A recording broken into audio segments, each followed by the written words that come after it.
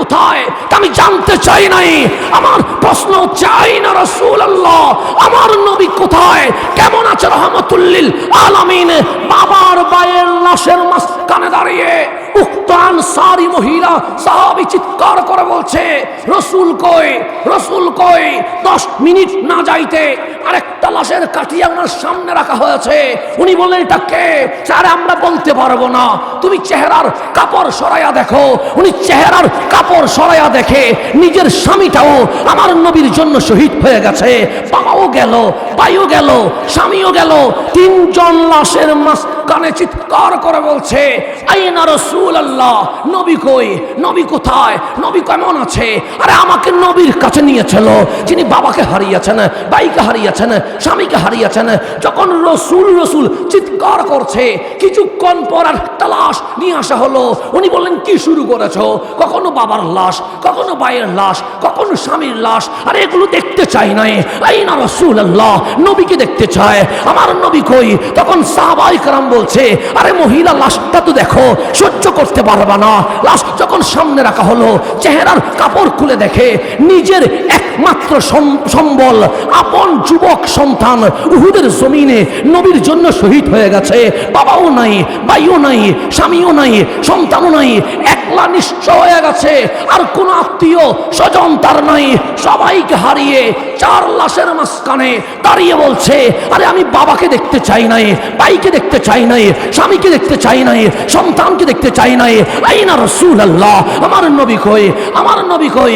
যখন বেশি পাগলামি করছে, মদিনার কয়েকজন মহিলা সাহাবী ওনাকে ধরে নবীর সামনে নিয়ে গেছে। উনি চিৎকার করে বলছে আরে রসুল দেখাও না, আইনা রাসূলুল্লাহ। সবাই বলেন আমামাকি, তোমার সামনে দাঁড়িয়ে আছে।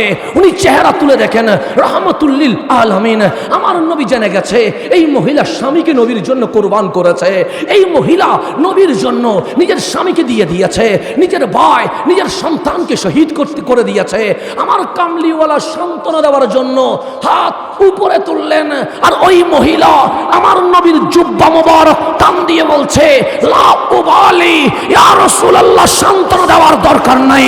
আরে বাবা চলে গেছে, চলে যাক, ভাই চলে গেছে, চলে যাক, স্বামী চলে গেছে, চলে যাক, সন্তান চলে গেছে, চলে যাক, লা উবালি, আমার কোনো দুঃখ নাই। কেন? রসুল আছে মানে আমার তো সবাই রয়ে গেছে। কিভাবে মুসলিম উম্মার ঐক্য হবে?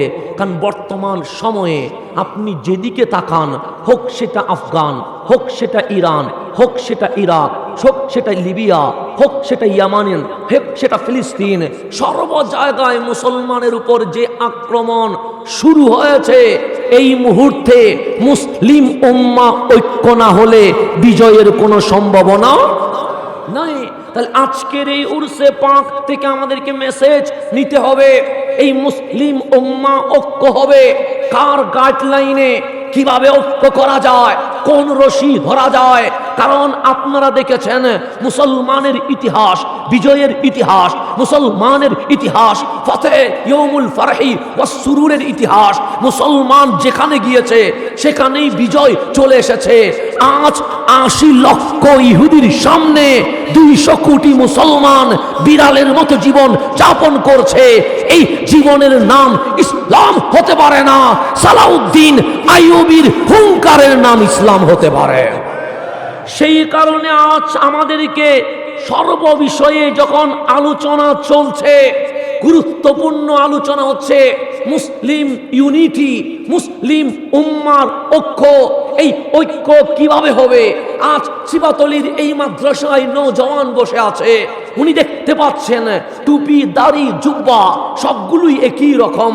কেউ বলছে উরস ফাতিহা জায়েজ, আর কেউ বলছে উরস ফাতিহা বিদাত, ঈদ চলে গেছে।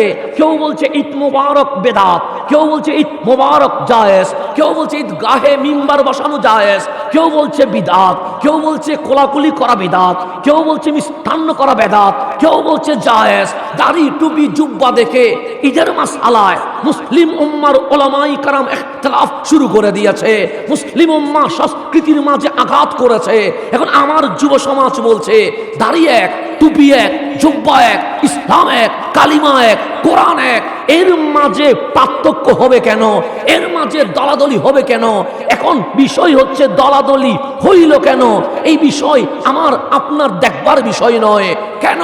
রহমতুল্লিল আলামিন নিজেই 1500 বছর আগে আমাদেরকে জানিয়ে দিয়েছেন, আমার উম্মত এক থাকবে না, 73 দলে ভাগ হয়ে যাবে। তার রসুলের ভবিষ্যৎবাণী যদি মুসলমান ভাগ না হয়, নবীর হাদিস মিথ্যা হবে। নবীর হাদিস যদি মিথ্যা হয়, আমার নবীর নবুয়তের প্রশ্ন আসবে। আমরা মিথ্যা বলতে পারি, কিন্তু কামলিওয়ালা কখনো মিথ্যা বলতে পারে না। কথা ঠিক কিনা? তাহলে আমার রসুল বলছে আমার উম্মত 73 দলে ভাগ হয়ে যাবে। এখন দল কয়টা হলো এটা আমার দেখার দরকার নাই।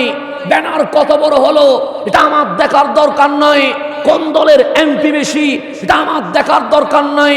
কোন দলের ক্ষমতা বেশি এটা আমার দেখার দরকার নাই। ধর্মমন্ত্রী কার পক্ষে গিয়েছে এটা আমার দেখার দরকার নাই। ইসলামিক ফাউন্ডেশনের চেয়ারম্যান কোন দলে এটা আমার দেখার দরকার নাই। বাইতুল মুকাররমের খতিব কোন দল সাপোর্ট করে এটা আমার দরকার নাই।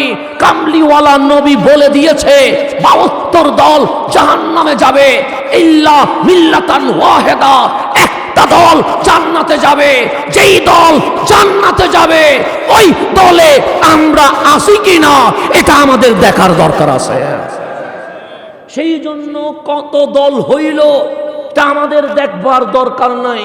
ক্ষমতাসীন কোন দিকে গেছে তা আমাদের দেখার দরকার নাই।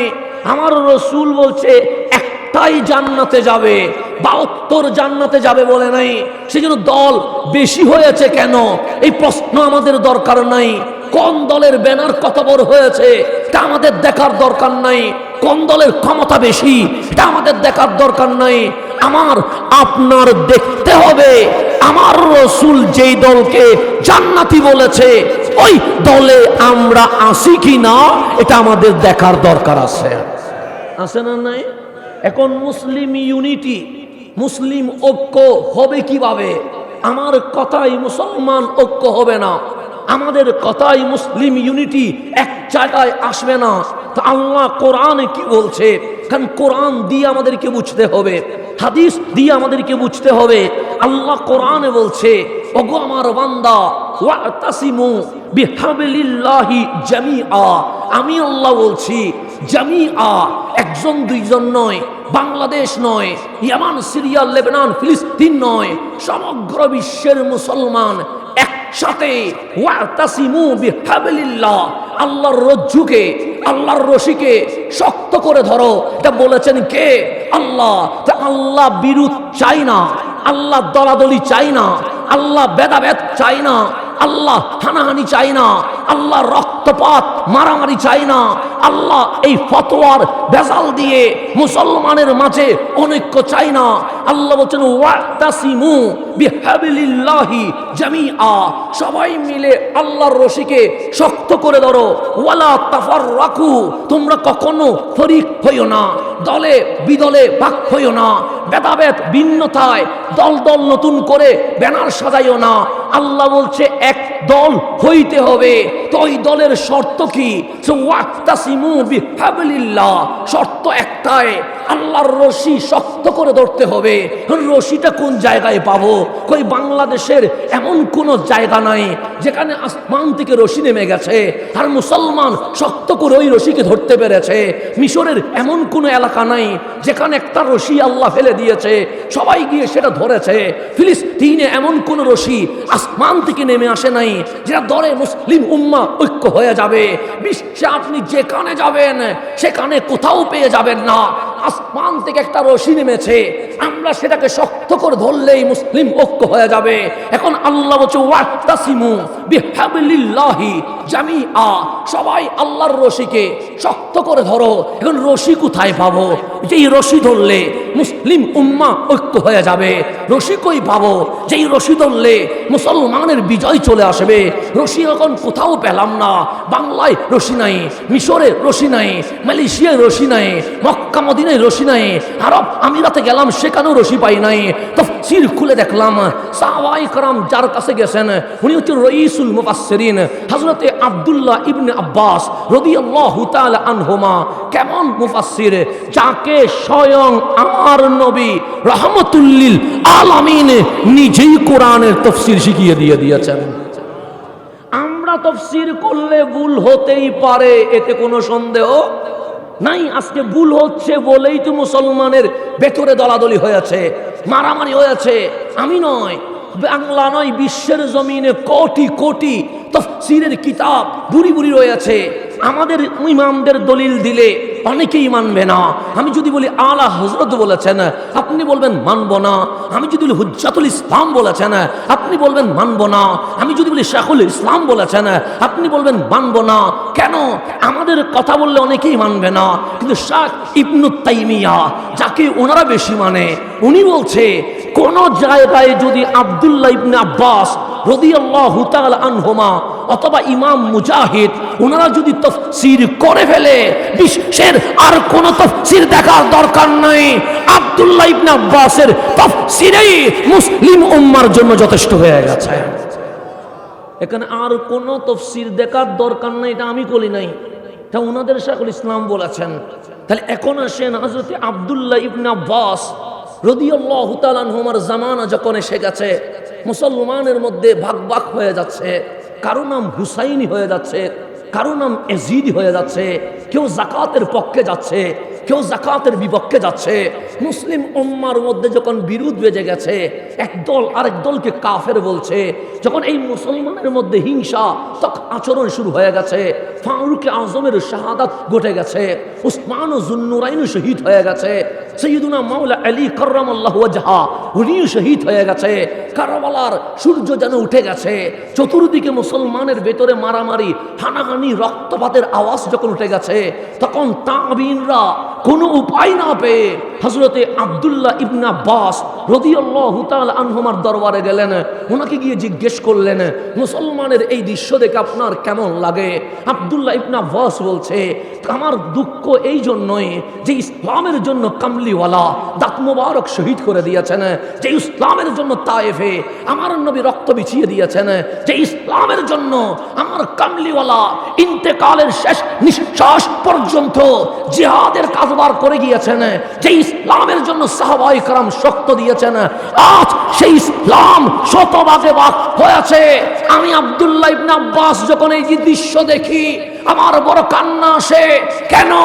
ইসলাম জমিনের উপর প্রতিষ্ঠিত হয়েছে রক্তের উপর, আর রক্তের উপর প্রতিষ্ঠিত হওয়া ইসলামকে যখন নিয়ে চিনিমিনি খেলা হয়, আমি আব্দুল্লাহ ইবনে আব্বাস মানতেই পারি না। তখন তাবিঈনরা বলছে, মুসলিম ইউনিটি, মুসলিম উম্মাহ ঐক্য কি সম্ভব নয়? সে অবশ্যই সম্ভব। সে কেমনে? সে আল্লাহ কোরআনে বলেছে, ওয়াতাসিমু বিহাবলিল্লাহি জামিআ, সবাই আল্লাহর রশি শক্ত করে ধরলে মুসলিম উম্মাহ এক দিনে ঐক্য হয়ে যাবে। তখন সবাই বলছেন, আইনাল হাবাল, ওই রশি কই, যেই রশি ধরলে আমরা মুসলিম উম্মাহ ঐক্য হয়ে যাবে। তখন আব্দুল্লাহ ইবনে আব্বাস রাদিয়াল্লাহু তাআলা আনহু ডাক দিয়ে বলছেন, ওয়া হুয়া রাসূলুল্লাহ সাল্লাল্লাহু আলাইহি ওয়াসাল্লাম, যেদিন মুসলিম উম্মাহ আমার মুস্তাফা কামলিওয়ালা নবীর কদম ধরে ইয়া রাসূলুল্লাহ বলে ডাক দিবে, সেই দিন মুসলিম উম্মাহ এক দিনে ঐক্য হয়ে যাবে ইনশাআল্লাহ। তাহলে মুসলিম উম্মাহ ঐক্য হওয়ার এক নম্বর মেথডের নাম হচ্ছে ইয়া রাসূলুল্লাহ। আজকে নারে রাসালাত তো মাইনাস হয়ে গেছে, আজকে নারে রাসালাত আমাদের এখান থেকে চলে গেছে। আমাদের হেলালি হুজুর আফসোস করে বলেছে, আমরা কি ছিলাম, কোথায় নেমে গেছি। আরে আমাদের সুন্নিয়ত থাকার কথা ছিল এক নম্বরে, রাজনীতি চাকরি মর্যাদা থাকার কথা ছিল দুই নম্বরে। আজ আমার নবীর ইজ্জত সম্মানকে মাটিতে দিয়ে আমরা রাজনীতি করতে বসে আছি। আজকে আমাদেরকে দেখতে হয় প্রধানমন্ত্রীর পাশে বিয়াদবে রসুল বসে আছে। এই দোষ কাদের? এই দোষ সুন্নিদের। আজকে আমাদেরকে দেখতে হয় দৃশ্য যে প্রধানমন্ত্রীকে যাকাতের ফতোয়া দিচ্ছে কারা? যারা বুস্তাখে রসুল। কই? যারা বলেছিল আমরাও তো সুন্নি, হাসান আজহারীর নামার কি দরকার ছিল? আমরা সুন্নিয়তের কথা বলবো যখন বিয়াদব রাসূলকে প্রধানমন্ত্রীর পাশে বসিয়ে দেওয়া হয়, আমাদের সুন্নি এমপি গুলা কি করে আমাদের জানতে ইচ্ছা হয়। কোন আওয়াজ আসে? কোন আওয়াজ তো নাই। তাহলে আমরা সুন্নিয়তকে 2 নম্বরে দিয়ে রাজনীতিকে কি করে দিয়েছি? 1 নম্বরে দিয়ে দিয়েছি।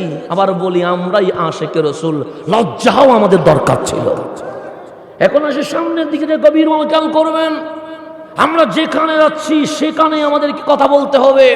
তাহলে আল্লাহর নবীর দেওয়া ইসলাম, এই ইসলাম ঐক্য করার জন্য আমাদেরকে প্রথম মেথড হচ্ছে হাবলুল্লাহ, আল্লাহর যে রশি আছে এই রশিকে শক্ত করে ধরতে হবে।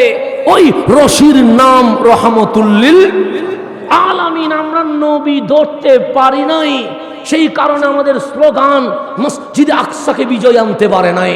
আমরা নবী ধরতে পারি নাই, সেই জন্য আমাদের ইসলামের ডঙ্কা বাজতে পারে নাই। আমরা নবী ধরতে পারি নাই, সেই জন্য আজ সমগ্র বিশ্বে মুসলমান রক্তপাত হচ্ছে। নবীকে কিভাবে ধরতে হবে আমার থেকে শিখিয়েন না। বদর, উহুদ, হুনাইন, খন্দকে চলে যান। যখন উহুদের জমিনে আমার নবীর দন্দন মোবারক শহীদ হয়ে গেছে, রহমতুল্লিল আলামিন বেহুশ হয়ে পড়ে গেছে, আর একটা পাহাড়ের পাথরও নবী চিনে আমরা চিনতে পারলাম না। ওই উহুদের পাহাড় 2 ভাগ হয়ে গেছে, এখনো গেলে খুঁজে পাবেন। পাহাড় 2 ভাগ হয়ে বলছেন, ইয়া রাসূলুল্লাহ, আমি পাহাড় হতে পারি, আপনাকে ছেড়ে যেতে পারবো না, আপনি আমার ভেতরে চলে আসেন, আমি পাহাড় আপনাকে নিরাপত্তা দিতে প্রস্তুত রয়ে গেছে। পাহাড় 2 ভাগ হয়ে গেছে, এখনো মিলে যায় নাই। নবী প্রেমের দৃশ্য এখনো রয়ে গেছে, অনেক দিন সেটাকে বেঁধে রাখেছিল, অনেক আশিক রাসূল দেখতে পায় নাই, এখন খুলে দিয়েছে। আপনারও যদি মন চায় গিয়ে দেখে আসেন। আমার রসুল বলছেন উহুদ আমাকে ভালোবাসে, আমি নবী উহুদকে ভালোবাসি। উহুদ 2 ভাগ হয়ে গেছে, কামলিওয়ালা রসুল উহুদের ওই ভাগ হওয়া জায়গায় ঢুকে গেছেন। চতুর্দিকে মুনাফিকরা অ্যানাউন্স করেছে কুতিলা রাসূলুল্লাহ, শহীদা রাসূলুল্লাহ সাল্লাল্লাহু আলাইহি ওয়াসাল্লাম। মদিনার বাজারে, মদিনার রাস্তায়, মদিনার বাড়িতে বাড়িতে ঘোষণা করছে রসুল ইন্তেকাল হয়ে গেছে, সুতরাং আর কোনো কিছুর দরকার নাই। কোরআন বন্ধ করে দাও, কালিমা বন্ধ করে দাও, ইসলাম বন্ধ করে দাও, কারণ যেহেতু রসুল নাই আমরা কি করব। চতুর্দিকে যখন নবীজির শাহাদাতের অ্যানাউন্স হয়ে গেছে, রাবি বলছে যেই মদিনার নারীরা ঘর থেকে বের হয় নাই, রসুলের শাহাদাতের কথা শুনে মদিনার নারীরা রাস্তায় নেমে গেছে। তোর মধ্যে একটা নারী, না বেশি বিদ্যা, না বেশি যুবতী, 40 যখন পার হয় না বিদ্যা বলবেন না যুবতী বলবেন, এরকম এক মহিলা কোমরের মধ্যে গামছা বেঁধে রাস্তার মধ্যে এসে চিৎকার করে বলছে, আইনা রাসূলুল্লাহ, আমার নবী কই, আইনা রাসূলুল্লাহ। পুরো মদিনার আকাশ বাতাস ভারী হয়ে গেছে রসুলের শাহাদাতের কথা শুনে। আর ওই মহিলা চিৎকার করে বলছে, রসুল আমার কই, রসুল আমার কই। উনি যখন চিৎকার করছে, ওনার সামনে একটা লাশের কাটিয়ে আনা হলো। উনি বললেন, মান হুয়া, তিনি কে? ওনার সামনে কাটিয়া নামায়া ওনারা চলে গেলেন। উনি কাপড়টা খুলে দেখে নিজের আপন বাবা আমার নবীর জন্য উহুদের ময়দানে শহীদ হয়ে গেছে। এখানে যদি কারো বাপ মারা যায় মাহফিল আসতে পারবেন? উনি বাবার লাশ নিজের চোখে দেখতেছেন। উনি বললেন, তোমরা কার লাশ নিয়ে এসেছো? তুমি বলো না সেটা কে? হুয়া আবি, তিনি তো আমার বাবা। তা আমি তো বাবার লাশ দেখতে চাই নাই, আমি শুনতে চেয়েছি আমার নবী কেমন আছে। বাবার লাশ সামনে রেখে বলছে, রসুল কেমন আছে? উনি রসুলের জন্য পাকলামি করেছে, লাশ শোয়া আছে। উনি চিৎকার করে বলছে, আইনা রাসূলুল্লাহ, আইনা রাসূলুল্লাহ, আমার নবী কই। 5 মিনিট না যাইতে আরেকটা লাশ নিয়ে এসেছে। উনি মাথার কাপড় খুলে দেখে নিজের আপন ভাইটাও উহুদের জমিনে নবীর জন্য শহীদ হয়ে গেছে। বাবার লাশ আর ভাইয়ের লাশের মাঝখানে দাঁড়িয়ে বলছে, কি শুরু করে দিয়েছ? কখনো বাবার লাশ নিয়ে আসছো, কখনো ভাইয়ের লাশ নিয়ে আসছো। আমি তো কখনো বলি নাই আইনা আবি, আমি তো কখনো বলি নাই আইনা আখি, আমার বাপ ভাই কোথায় তা আমি জানতে চাই নাই। আমার প্রশ্ন হচ্ছে, আইনা রাসূলুল্লাহ, আমার নবী কোথায়, কেমন আছে রহমতুল্লিল আলামিন? বাবার ভাইয়ের লাশের মাঝখানে দাঁড়িয়ে উক্ত আনসারী মহিলা সাহাবী চিৎকার করে বলছে, রসুল কই, রসুল কই। 10 মিনিট না যাইতে আরেকটা লাশের কাঠিয়া ওনার সামনে রাখা হয়েছে। উনি বললেন, এটা কে? স্যার, আমরা বলতে পারবো না, তুমি চেহারার কাপড় সরাইয়া দেখো। উনি চেহারার কাপড় সরাইয়া দেখে নিজের স্বামীটাও আমার নবীর জন্য শহীদ হয়ে গেছে। বাবাও গেল, ভাইও গেল, স্বামীও গেল। 3 জন লাশের মাঝখানে চিৎকার করে বলছে, আইনা রাসূলুল্লাহ, নবী কই, নবী কোথায়, নবী কেমন আছে? আরে আমাকে নবীর কাছে নিয়েছিল যিনি বাবাকে হারিয়েছেন, ভাইকে হারিয়েছেন, স্বামীকে হারিয়েছেন। যখন রসুল রসুল চিৎকার করছে, কিছুক্ষণ পর একটা লাশ নিয়ে আসা হলো। উনি বললেন, কি শুরু করেছো? কখনো বাবার লাশ, কখনো ভাইয়ের লাশ, কখনো স্বামীর লাশ। আরে এগুলো দেখতে চাই নাই। আইনা রাসূলুল্লাহ, নবীকে দেখতে চায়, আমার নবী কই? তখন সাহাবায়ে কেরাম বলছে, আরে মহিলা লাশটা তো দেখো, সহ্য করতে পারবা না। লাশ যখন সামনে রাখা হলো, চেহারার কাপড় খুলে দেখে নিজের একমাত্র সম্বল, আপন যুবক সন্তান উহুদের জমিনে নবীর জন্য শহীদ হয়ে গেছে। বাবাও নাই, ভাইও নাই, স্বামীও নাই, সন্তানও নাই, একলা নিঃস্ব হয়ে গেছে। আর কোন আত্মীয় স্বজন তার নাই। সবাইকে হারিয়ে 4 লাশের মাঝখানে দাঁড়িয়ে বলছে, আরে আমি বাবাকে দেখতে চাই নাই, ভাইকে দেখতে চাই নাই, স্বামীকে দেখতে চাই নাই, সন্তানকে দেখতে চাই নাই। আইনা রাসূলুল্লাহ, আমার নবী কই, আমার নবী কই? যখন বেশি পাগলামি করছে, মদিনার কয়েকজন মহিলা সাহাবী ওনাকে ধরে নবীর সামনে নিয়ে গেছে। উনি চিৎকার করে বলছে, আরে রসুল দেখাও না, আইনা রাসূলুল্লাহ। সবাই বলেন, আমামাকি, তোমার সামনে দাঁড়িয়ে আছে। উনি চেহারা তুলে দেখেন, রাহমাতুল্লিল আলামিন। আমার নবী জেনে গেছে এই মহিলা স্বামীকে নবীর জন্য কুরবান করেছে। এই মহিলা নবীর জন্য নিজের স্বামীকে দিয়ে দিয়েছে, নিজের ভাই, নিজের সন্তানকে শহীদ করে দিয়েছে। আমার কামলিওয়ালা সান্ত্বনা দেওয়ার জন্য হাত উপরে তুললেন। আর ওই মহিলা আমার নবীর জুব্বা মোবারক টান দিয়ে বলছে, লা উবালি ইয়া রাসূলুল্লাহ, সান্ত্বনা দেওয়ার দরকার নাই, আরে বাবা চলে গেছে। উনি বলছেন, আমার বাবা যদি থাকতেন, আমার স্বামীও যদি থাকতেন, আমার ভাই, আমার সন্তানও যদি থাকতেন, আপনি নবী যদি শহীদ হইতেন, এই বাবা, ভাই, স্বামী, সন্তান দিয়ে আমি কি করব? ওরা শহীদ হয়েছে, আপনি রয়েছেন, আমার কোনো দুঃখ নাই। কারণ নবী আছে মানে আমার সবটাই আছে, আর নবী নাই মানে সবটাই থাকার পরেও আমার কিছুই নাই। আজ সোনার বাংলায়, শাহ জালালের বাংলায়, শাহ পরানের বাংলায়, নাসিরুদ্দিন সিপাহ সালার বাংলায়, গাউসুল আজম মাসবান্ডারের বাংলায়, শাইন শাহে সিরকুটের বাংলায়, ইমাম শেরে বাংলার বাংলায় আমাদেরকে চিৎকার করে বলতে হয়, ইয়া রাসূলুল্লাহ বলার জন্য হলেও একটা ভোট দিতে হবে। কিন্তু আমরা ঠিক বলি, দেওয়ার বেলায় কোনো কিছুই নাই। আমাদেরকে আজকে ইয়া রাসূলুল্লাহ বলার জন্য ভোট ভিক্ষা চাইতে হয়। এর চেয়ে বড় লজ্জা এই জমিন আর কি হইতে পারে? এর চেয়ে বড় লজ্জা এই জমিনে আর কিছু হইতে পারে না। আজকে আমাদেরকে বলতে হয়, শুধু একটা ইয়া রাসূলুল্লাহ বলার জন্য এই গায়ে আসেন, সংসদটাতে ইয়া রাসূলুল্লাহ বলার জন্য এই গায়ে আসেন। কিন্তু আমার বন্ধু আসতে পারে নাই কেন? তার কাছে রসুল দামি নয়, তার কাছে নেতা দামি হয়ে গেছে। আজকে আমাদেরকে সিদ্ধান্ত নিতে হবে, আমার নবীর প্রেম 1 নম্বরে থাকবে না দুনিয়া 1 নম্বরে থাকবে? যদি বলেন দুনিয়া 1 নম্বরে থাকবে, ওই সুন্নিয়তের দরকার নাই। যেখানে দুনিয়া 1 নম্বরে থাকে, নবী 1 নম্বরে থাকতে পারে না। আজকে আমাদেরকে সিদ্ধান্ত নিতেই হবে যে আমরা রসুলকে বুকে রাখবো না আমার রাজনৈতিক দলকে বুকে রাখবো। যদি রসুল 2 নম্বরে চলে যায়, ভুলেও মুসলমান দাবি করিয়েন না। এটার চেয়ে বড় লজ্জা এই জমিনে আর কিছু হইতে। তাহলে মুসলিম উম্মার ঐক্যের জন্য যিনি প্রধান হাতিয়ার, ওনার নাম রহমতুল্লিল। এখন আসেন তাফসিরুল কোরআন বিল কোরআন। নবী ছেড়ে দিয়েছি, এটা সত্য কথা। এখানে আমার অভিনয় করার কোনো দরকার নাই। আমি আমার কথায়, আমি আমার কাজে, আমি আমার কর্মে সেটা প্রমাণ করে দিয়েছি। আমার কাছে নবী 1 নম্বর নয়, আমার কাছে আমার দল 1 নম্বর, আমার কাছে আমার নবী 1 নম্বর নয়, আমার কাছে আমার দুনিয়া 1 নম্বর, আমার কাছে আমার ইসলাম 1 নম্বর নয়, আমার কাছে এই পৃথিবীর কিছু মোহ 1 নম্বর হয়ে গেছে। এটা আমি প্রমাণ করেছি। নবী যখন ছেড়ে দিয়েছি, মুসলমানের পাওয়ার, রুহানিয়ত যে জজবা এটা হারিয়ে গেছে। এখন শুধু মাহফিলের মঞ্চে নবীর কথা হয়, কিন্তু যেখানে নবীর কথা বলা দরকার সেখানে নবীর কথা হয় না। এখন নবী ছেড়ে দেওয়ার কারণে আমাদের কি ক্ষতি হইল? তাফসীরুল কোরআন বিল কোরআন, কোরআন দিয়ে কোরআনের তাফসীর হয়ে যায়। তাফসীরুল কোরআন বিল আহাদিস আন-নববিয়্যা, তাফসীর কোরআনের তাফসীর নবীর হাদিস দিয়ে হয়ে যায়। তাফসীরুল কোরআন বি আসারি আসহাবি রাসূলিল্লাহ, আমার নবীর সাহাবীর আসার কথা কাজ মন সম্মতি দিয়ে তাফসীর হয়ে যায়। তাফসীরুল কোরআন বিল কাওয়ানিন আল ইসলামিয়া, ইসলামিক ল শরিয়া দিয়ে তাফসীর হয়ে যায়। কিন্তু এই চারটা তাফসীরের মাঝে সবার সেরা তাফসীর হচ্ছে তাফসীরুল কোরআনি বিল কোরআন, কোরআন দিয়ে কোরআনের তাফসীর।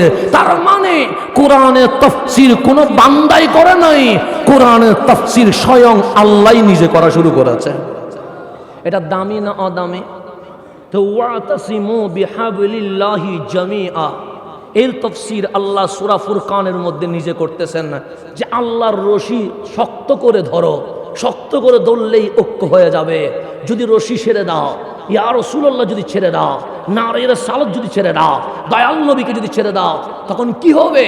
আমার মালিক কোরআনের মধ্যে কখনো বয়ান করেছেন সে বায়ানুল লিন্নাস, মানুষের জন্য বক্তব্য দিয়েছেন, কখনো প্র্যাকটিক্যাল বাস্তব চিত্র তুলে ধরেছেন, কখনো আপনাকে কিয়ামতের কথা বলেছেন, কিন্তু দৃশ্যগুলো যেন আপনার চোখের সামনে বাসে আল্লাহ সেই সিস্টেমও করে দিয়েছেন। যেমন আল্লাহ বলছেন ইজা জুলজিলাতিল আরদু জিলজালাহা, জমিন তত্তর তত্তর করে কাঁপবে। ওয়া আখরাজাতিল আরদু আসকালাহা, এই জমিন তার বাড়ি জিনিসগুলোকে কি করে দিবে? বের করে দিবে। আপনি পড়ছেন কিন্তু আপনার কাছে দৃশ্যগুলো চলে আসে, জমিন তত্তর করে কাঁপবে। আল করিয়া তুমাল করিয়া, বিকট শব্দ হবে। এখন আপনি নিজেকে কল্পনা করেন, দৃশ্য আপনার চোখের সামনে নিয়ে আসেন। আল্লাহ সূর্য বানিয়েছেন, চাঁদ বানিয়েছেন, আসমান বানিয়েছেন, জমিন বানিয়েছেন। কারো মা বাবা নাই, কিন্তু আমাদের মা আছে। আমার মালিক বলে মা ছাড়া কি বানানো যায় না? আমি বললাম অবশ্যই বানানো যায়। যিনি সূর্য, চাঁদ, আসমান, জমিন বানাইতে পারে, উনি অবশ্যই বান্দারেও বানাইতে পারে। আল্লাহ বলে মায়ের পেটে কেন আনলাম? মালিক আমরা বুঝি নাই। আল্লাহ বলে আমি প্র্যাকটিক্যাল শিখাইতে ভালোবাসি, আমি তোমাকে কারিকুলামে শিখাইতে ভালোবাসি। মালিক পেটে কেন আল্লাহ? আল্লাহ বলে জমিনে পানি রাখলে কি হয়? আমি বললাম জমিন পানি চুষে ফেলে। জমিনের ভিতরে কাঁচামাল রাখলে কি হয়? আমি বললাম 15-20 বছর পর মাটি হয়ে যায়।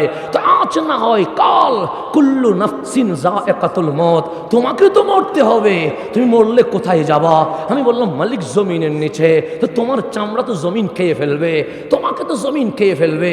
আমি বললাম মালিক সেটাই তো প্রমাণ হয়, কারণ জমিনের ভিতরে যা রাখা হয় সবগুলো জমিন খেয়ে ফেলে, তো আমাকেও রাখলে তো খেয়ে ফেলবে। আল্লাহ বলে এটা বিশ্বাস করিস না, এটা নাস্তিকের বিশ্বাস, কারণ মরে গেলে তারা খুঁজে পাবে না, মাটি তারা খেয়ে ফেলবে।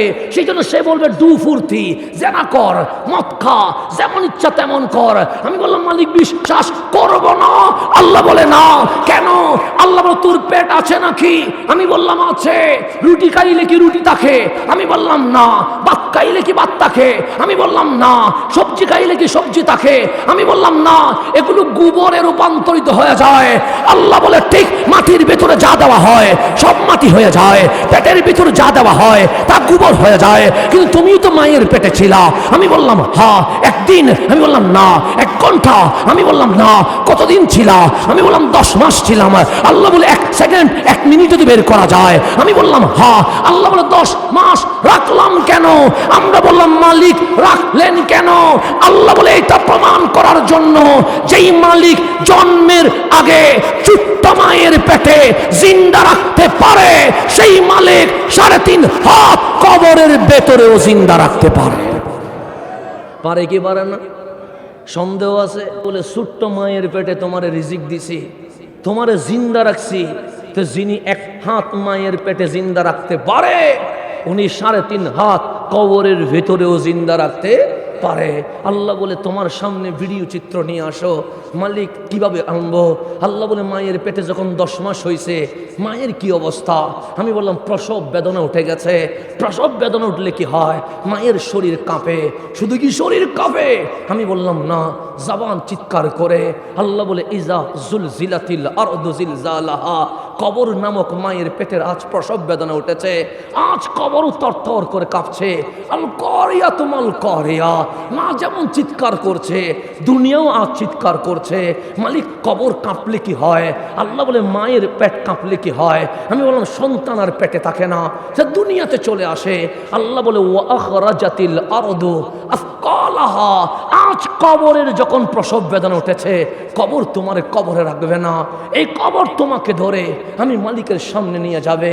তা আমার মালিক বলছে সেই চিত্রের কথা তুমি স্মরণ করো, যেখানে আমি তোমাকে তুলবো, যেখানে তোমার বাবাকে তুলবো, যেখানে তোমার মাকে তুলবো, যেখানে আগের এবং পরের প্রজন্মকে তুলবো। হাবিবুল্লাহ বলছে সেই হাসরের ময়দানে 120 লাইন হবে, কোথায় শুরু কোথায় শেষ এই জমিনে বলা যাবে, কিন্তু ওই জমিনে বলা যাবে না। কিন্তু আমার রাসূল বলছে উম্মত ওই 120 লাইনের মাঝে 80 লাইন আমি নবীর উম্মত দাঁড়িয়ে থাকবে। আজকে শুধু নবীর উম্মত 200 কোটি, এটা না, সেই সময়েও নবীর উম্মত বেশি থাকবে। আল্লাহ বলেন ইন্না আতাইনা কাল কাউসার, হাবিব সব দিকে আপনি কাউসার, রহমতুল্লিল আলামিন রহমত আপনি কাউসার, ও আল্লামাকা মা লাম তাকুন তা'লাম, ইলমের মধ্যেও আপনি কাউসার। তারপরে আপনার চেহারায় ওয়াদ্দুহা ওয়াদ্দুহা ওয়াল লাইল ইযা সাজা, সুন্দরের মধ্যেও আপনি 1 নম্বরে। ইন্না আতাইনা কাল কাউসার, রহমত সব দিকে আপনি কাউসার, শুধু আওলাদের দিকেও আপনি কাউসার। সবার বংশ এক সময় নিভে যাবে, কিন্তু আপনার বংশ হাউজে কাউসার তক চালু থাকবে। এইভাবে করে শুধু তাই নয়, হাবিব সবার উম্মত যেখানে 1 জন 3 জন 10 জন 200 জন এরকম হবে, সেখানে সকল নবীর উম্মতের লাইন 40 হলে আপনি নবীর উম্মতের লাইন 80 হবে। এটার নামও ইন্না আতাইনা কাল কাউসার। আমার মালিক বলে ওই দৃশ্যটাকে তোমার চোখের সামনে তুমি ভিডিও আকারে নিয়ে আসো। আমি বললাম মালিক নিয়ে আসবো। আল্লাহ বলে তোমাকে আমি বলেছিলাম মুসলমান বাগাবাগি করিও না, মুসলমান দলাদলি করিও না, মুসলমান ভেদাভেদ করিও না, মুসলমান নিজেদের ভেতরে হাঙ্গামা করিও না। আমি বললাম মালিক সমাধান কি?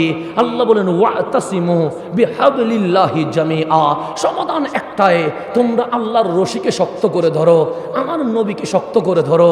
আজকে আমার নবীটা আমাদের বুকে নাই, কখনো বক্তা আমার 1 নম্বর হয়ে যায়, কখনো নেতা আমার 1 নম্বর হয়ে যায়, কখনো দল আমার 1 নম্বর হয়ে যায়, কখনো বন্ধু আমার 1 নম্বর হয়ে যায়, কখনো দুনিয়া আমার 1 নম্বর হয়ে যায়, কখনো ক্ষমতা আমার 1 নম্বর হয়ে যায়। আরে যেগুলো সাধারণ দল আছে সেগুলা বাদ দিলাম, অনেক ইসলামী দলকেও আমরা দেখেছি ক্ষমতার জন্য কখনো আমেরিকায়, কখনো ইন্ডিয়ায়, কখনো চাইনার কদম ধরে বসে আছে। আছে না নাই? আছে। তাহলে নাম দিছে ইসলামিক দল, কিন্তু বসে আছে আমেরিকার কদম ধরে, বসে আছে চাইনার কদম ধরে, কখনো হিন্দুস্তানের কদম ধরে বসে আছে। নাম ইসলাম, কিন্তু বিশ্বাস হচ্ছে আমাকে ক্ষমতায় বসাইতে পারে আমেরিকা, আমারে ক্ষমতায় বসাইতে পারে চাইনা, আমারে ক্ষমতায় বসাইতে পারে হিন্দুস্তান। যার আকীদা আমাকে আল্লাহ ক্ষমতায় বসাইতে পারে, এই আকীদা হয় না, সে নামে ইসলাম হতে পারে, ঈমানে কখনো ইসলাম হইতে পারে না। আজকে যখন রসুলকে আমরা বাদ দিয়েছি, আল্লাহ বলে ওয়াইয়াউমা ইয়াউদ্দু যালিম, আল্লাহ বলছে ইয়ৌমা, ইয়ৌমা মানে আজকে নয়, ইয়ৌমা মানে আগামীকাল নয়, ইয়ৌমা মানে গতকাল নয়, ইয়ৌমা মানে ইয়ৌমাল কিয়ামা। আল্লাহ বলে কিয়ামতের দিন হাসরের ময়দানে ইয়াউদ্দু যালিমু আলা ইয়াদাইহি, জালেম নিজের হাতের মধ্যে কামড় দিতে দিতে বলবে। কেউ কখনো নিজের হাতে কামড় দেয় না, আপনি আপনার হাতে কামড় দিবেন না, আমি আমার হাতে কামড় দিব না। কিন্তু আল্লাহ বলছেন ইয়ৌমা ইয়াউদ্দু যালিমু আলা ইয়াদাইহি, সেদিন জালেম নিজের হাতে কামড় দিবে। মালিক জালেম কারে কয়? আপনারা যদি জিজ্ঞেস করি জালেম কারে কয়, আপনি বলবেন যে মারে সে জালেম, যে দুর্নীতি করে সে জালেম, যে মানুষের ঘরবাড়ি পুরাইয়া দেয় সে জালেম, যে মব সৃষ্টি করে মানুষকে মারে সে জালেম, যে মানুষকে কষ্ট দেয় সে জালেম। এক কথায় যে অপরাধ করে তারে আমরা জালেম বলি। আল্লাহ বলছে ইয়ৌমা ইয়াউদ্দু যালিমু আলা ইয়াদাইহি, সেই দিন জালেম দুই হাতে কামড় দিতে দিতে ইয়াকুল বলবে, ইয়া লাইতানি, হে আফসোস, হে হতবা, ইয়া লাইতানি ইস্তাখাসতু মা'আর রাসূলি সাবিলা, কাশ আমি যদি এই নবীর সাথে সত্য পথ অবলম্বন করতাম। আমরা বলি মানুষ মারলে জালেম, আমরা বলি জায়গা দখল করলে জালেম, আমরা বলি দুর্নীতি করলে জালেম, আমরা বলি টাকা পাচার করলে জালেম। আল্লাহ বলে সবচেয়ে বড় জালেম হচ্ছে যে আমার নবীকে ছেড়ে দিয়েছে। আমার নবীকে যে ছেড়ে দিয়েছে তার চেয়ে বড় জালেম এই জমিন আর হইতে।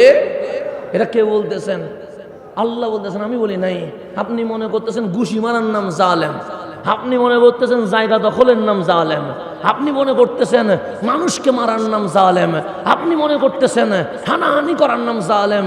আল্লাহ বলে আমি কার জালেম বলছি শোনো, ইয়াউমা ইয়াউদ্দু যালিমু আলা ইয়াদাইহি ইয়াকুলু ইয়া লাইতানি ইত্তাখাসতু মা'আর রাসূলি সাবিলা। সেদিন জালেম নিজের হাতে কামড় দিতে দিতে বলবে, কাশ আমি যদি এই নবীর পথের সঙ্গী হইতে পারতাম, আমি যদি নবী ওয়ালা হতে পারতাম, আমি যদি ইয়া রাসূলুল্লাহ বলা মানুষগুলোর সাথে সঙ্গী হইতে পারতাম, আমি যদি আমার জানের চেয়ে আমার নবীকে বেশি ভালোবাসতাম। তাহলে জালেম তারে কয় যে নবী ছাড়ি দে, কারণ নবী ছাড়লে সে পশু হয়ে যায়, সে কখনো মানুষ থাকতে পারে।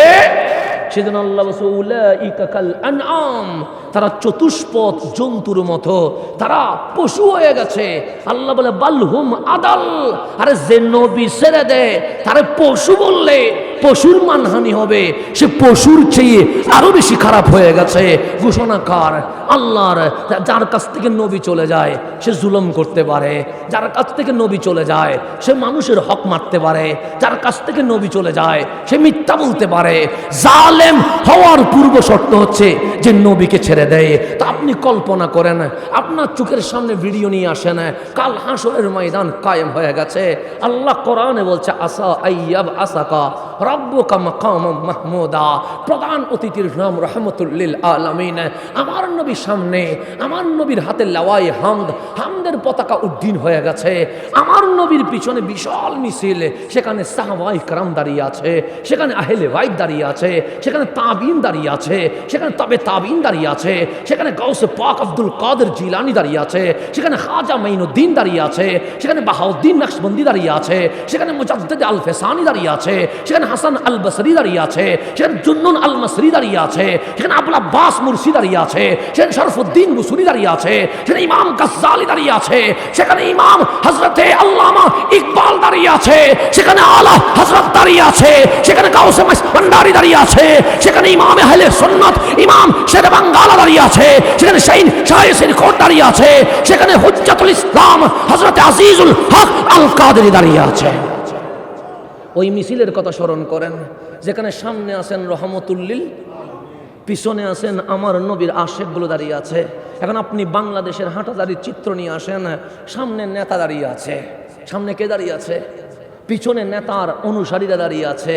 যখন মিছিল চলছে সেখানে চতুর্দিকে ওনাদেরকে ঘেরাও দিয়ে আছে, বেষ্টন দিয়ে আছে, যেন অপরিচিত কেউ যেন ঢুকতে না পারে। কথা ঠিক না? যখন মিছিল চলে যখন চতুর্দিকে কি দেয়?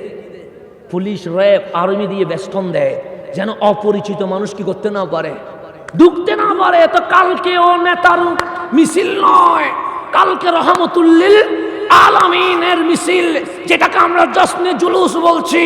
আমার নবী থাকবে সামনে, আমার নবীর পিছনে কোটি কোটি আশিকে রাসূল থাকবে। সেটা আমি বলি নাই, সে কোরআন বলছে। কোরআনের তাফসীর আমি করি নাই। ইবনে কাসির রাহিমাহুল্লাহ তাফসীরুল কুরআনিল আযীমের মধ্যে বলছে, আমি বললে মানিয়েন না, উনি বলছে। কি বলছে? আম্মা জান আয়েশা সিদ্দিকা তাহেরা রাদিয়াল্লাহু তাআলা আনহা বলছেন, রাত গভীর হয়ে গেছে, রাহমাতুল্লিল আলামিন তাহাজ্জুদে ব্যস্ত হয়ে গেছে। কেন? ফাতাহাজ্জাত বিহি নাফিলাতান লাক, আমার নবীর জন্য তাহাজ্জুদ ফরজ, কামলিওয়ালা তাহাজ্জুদ পড়ছে। এমত অবস্থায় পুরা মদিনা যখন নিস্তব্ধ নীরব হয়ে গেছে, নবীর গড়ে কে যেন এসে দরজায় টাক টাক করে আওয়াজ করছে। আম্মা জান আয়েশা সিদ্দিকা তাহেরা বলছে, চতুর্দিকে শত্রুদের আওয়াজ। কখন আমার আমার নবীকে শহীদ করবে। গভীর রাতে যখন কে যেন দরজা আওয়াজ দিচ্ছে, আনা আখাফ, আমি ভয় পেয়ে গেছি।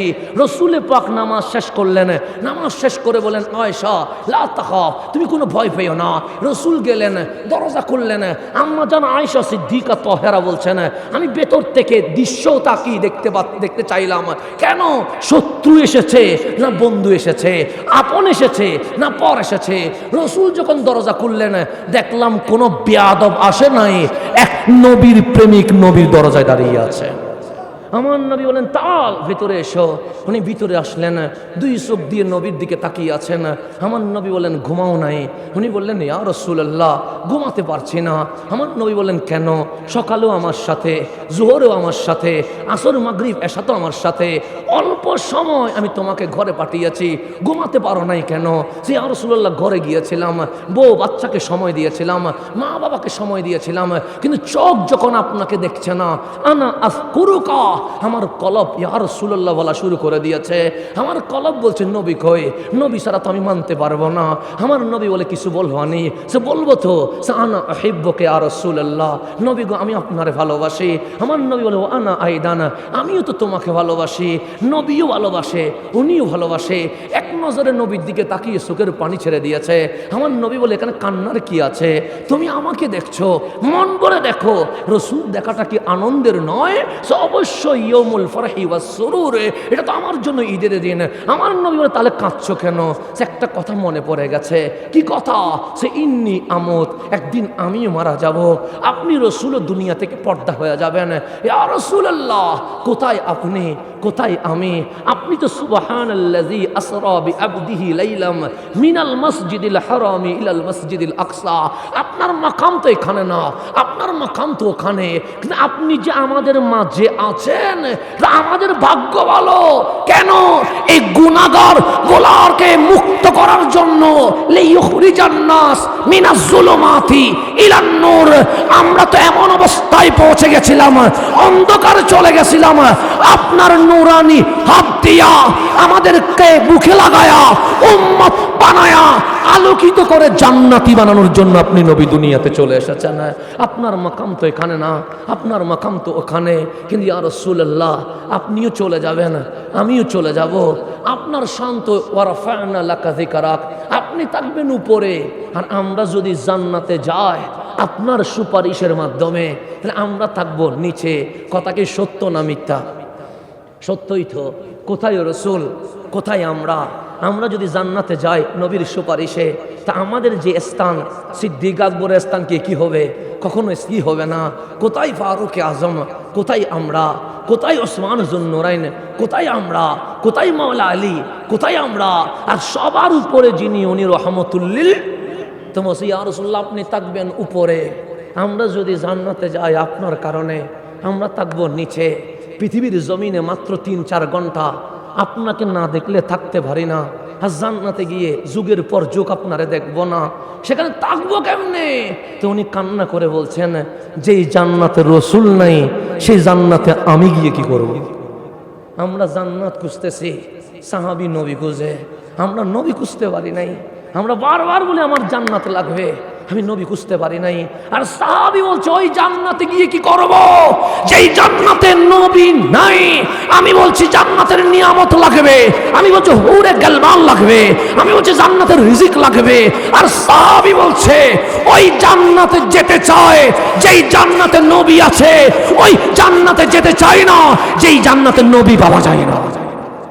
কথা কি সত্য বলেছে না মিথ্যা বলেছে? আমার নবী চুপসে গেছে, ওনাকে কিছুই বলছে না। আমার রসুল তো জানে সত্যই তো বলেছে, কারণ উনি তো রহমতুল্লিল আলামিন, উনি তো মাকামে মাহমুদ, প্রধান অতিথির আসনে অলঙ্কৃত হবে। আর আমরা তো সাধারণ। আমার রসুল কিছুই বলে নাই, চুপ করে আছে। ওই সাহাবী কান্না করে বের হয়ে গেছে।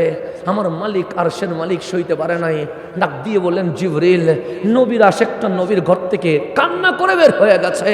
আমার নবীর প্রেমিক কাঁদবে, আমি কখনো মানতে পারবো না। জিবরিল যাও, আমার নবী নবীরে বলো তারা ডাক দিতে। জিবরিল আসলেন, বললেন ইয়া রাসূলুল্লাহ অমুকরে ডাক দেন। আমার নবী বললেন এদিকে এসো, এদিকে এসো। কেন? নবী প্রেমিকের সান্ত্বনা আমি নবী দিব না, আমি নবীর যিনি মাহবুব ওই আল্লাহই দিবে।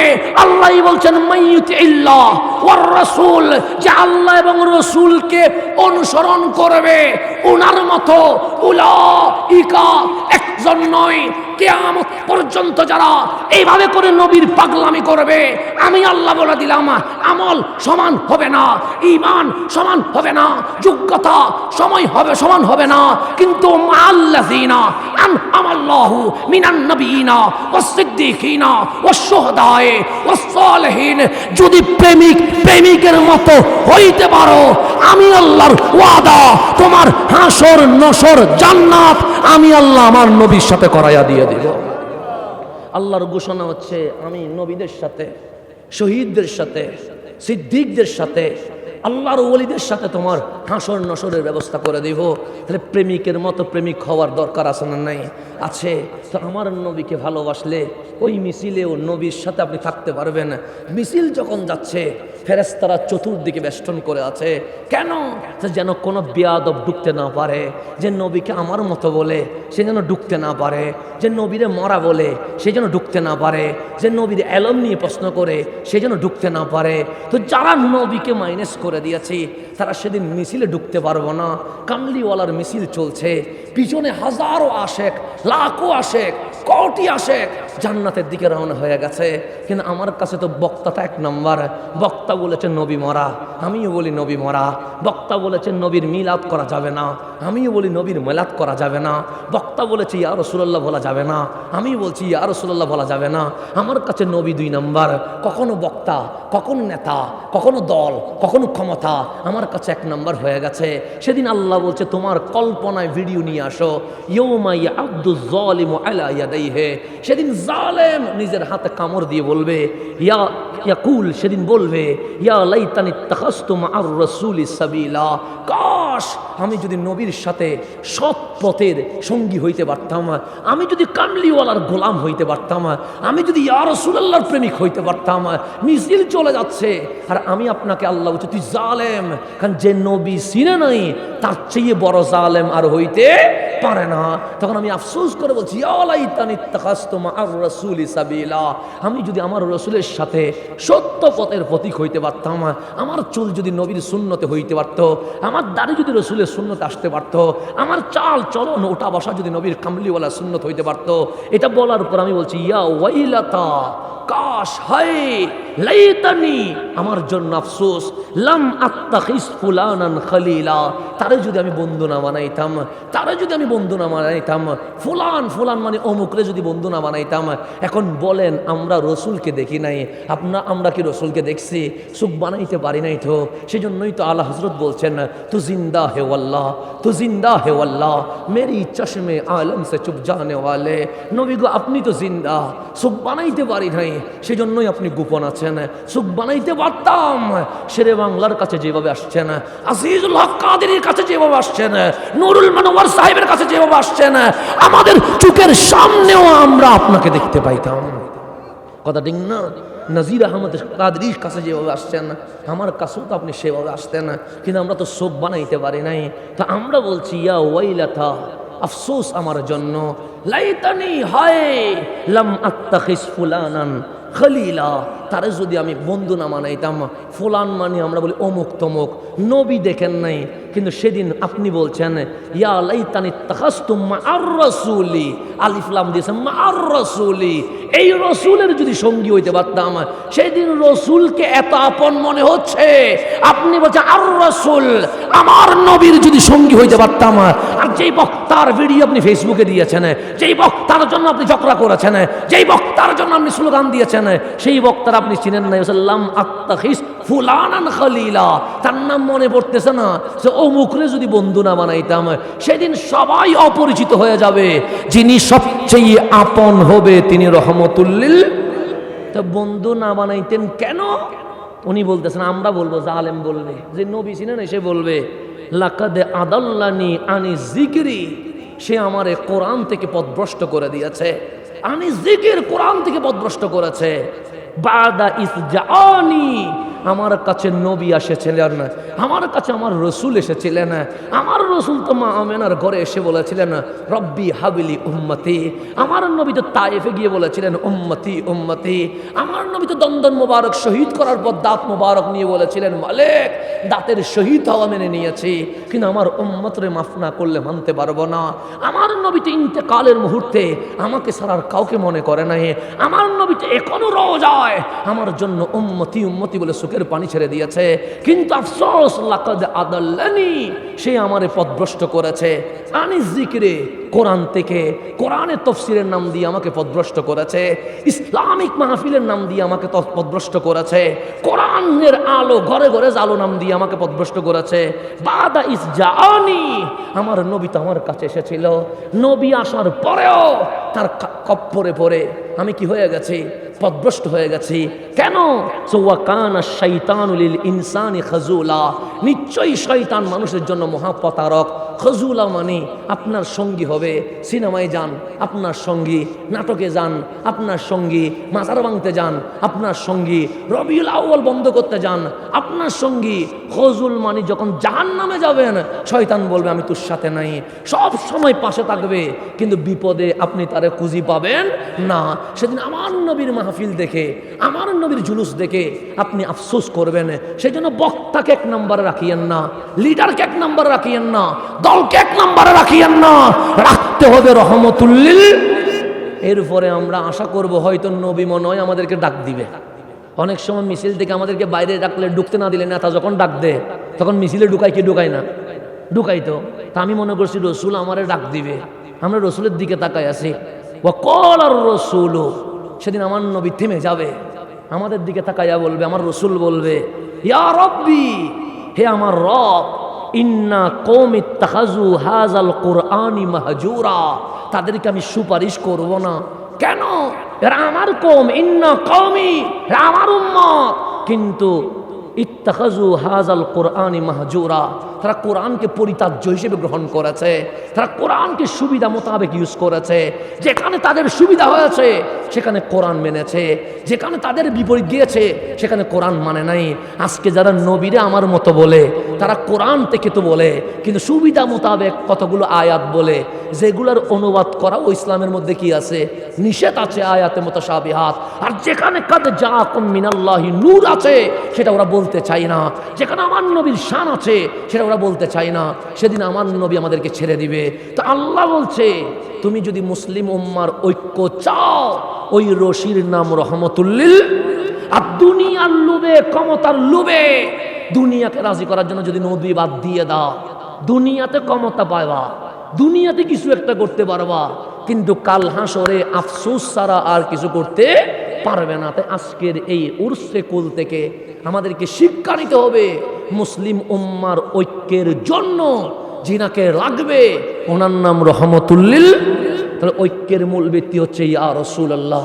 যেদিন সোনার বাংলাদেশের মানুষ ইয়া রাসূলুল্লাহর উপর এক হয়ে যাবে, সেদিন মুসলিম উম্মাহ একদিনের ভিতরে ঐক্য গঠন করে ফেলতে পারবে। এটাই